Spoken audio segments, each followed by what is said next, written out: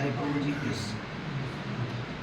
प्रभु जी इस जोड़े के माध्यम से प्रभु जी हम लोगों को यहाँ पर इकट्ठा होने का अवसर मिला। प्रभु जी इनकी गहराई से आपका धन्यवाद।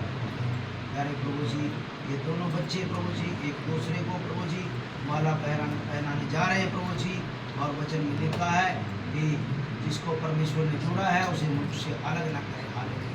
धन्यवाद पिता, तेरा धन्यवाद करते हैं प्रभु जी, इन दोनों बच्चों के लिए प्रार्थना करते हैं प्रभु जी, इनका जो जीवन प्रभु जी जो प्यारे प्रभु जी आगे प्यारे प्रभु जी चले प्रभु जी परमेश्वर के डर और भय में होकर चले प्रभु जी। हालेलुया।